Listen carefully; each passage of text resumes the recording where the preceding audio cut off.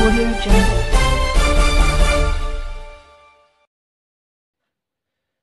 नमस्कार, प्रणाम। हम रामेश्वर रुद्रपुरी रउआ देख रहल बानी खबर रुद्रपुर।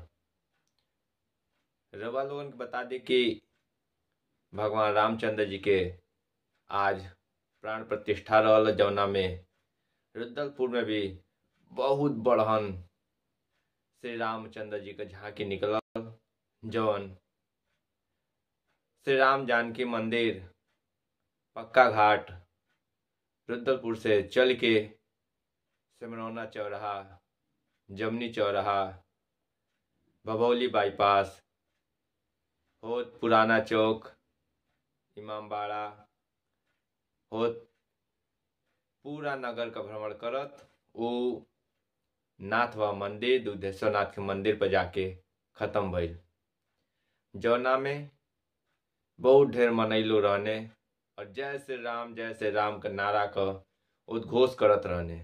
साथे कई जगह है झांकी